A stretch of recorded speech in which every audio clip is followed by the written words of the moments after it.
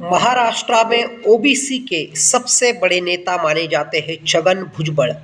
छगन भुजबल ने कल press conference की। उन्होंने ये भी कहा कि मराठों को ओबीसी में से आरक्षण ना दिया जाए, उन्हें स्वतंत्र यानी इंडिपेंडेंट रिजर्वेशन दिया जाए। तो छगन भुजबल जो बात कह रहे हैं, अब भुजबल जी की इतनी ताकत नहीं दिख रही है मनोज जरांगे पाटिल जी के सामने कि मराठा समाज ओबीसी में न आ जाए, क्योंकि छगन भुजबल ने एक प्रेस कॉन्फ्रेंस ही तो की है। इतने दिनों से वो खामोश भी नजर आ रहे थे, लेकिन छगन भुजबल ने यह भी कहा कि मैं ओबीसी का नेता हूं और ओबीसी का नेता हूं इसी वजह से महाराष्ट्र सरकार में मंत्री भी बना हूं।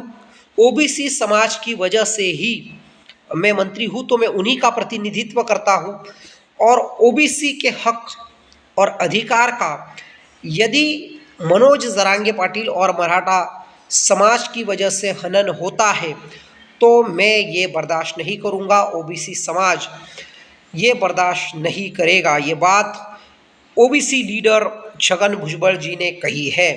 लेकिन मराठों का आंदोलन देखते हुए उसकी उग्र आवाज़ और मराठों का आत्मविश्वास मनोज जरांगे पाटिल जब मुंबई में पहुंचे उसकी वजह से बढ़ चुका है। मनोज जरांगे पाटिल वहां पर ठहरे हुए हैं और इसी वजह से कहीं ना कहीं अब ऐसा लगने लगा है कि ओबीसी जो है वो वीक हो चुका है और मराठा कम्युनिटी बहुत स्ट्रांग होल्ड उनका नज़र आ रहा है। देवेंद्र फडणवीस का भी कोई तरीका अब काम नहीं आ रहा है।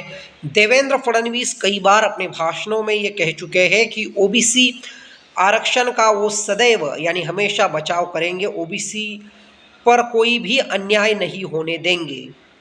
लेकिन देवेंद्र फडणवीस का हाल ही का हमने बयान देखा 2-3 दिन पहले का, तो वो यह कह रहे हैं कि अब मराठा समाज और ओबीसी समाज दोनों पर भी अन्याय नहीं होगा और इंडिपेंडेंट रिजर्वेशन मराठा समाज इस वजह से नहीं ले रहा क्योंकि वो स्टेबल नहीं रहता है। कुछ समय बाद उस रिजर्वेशन को हटा दिया जाता है।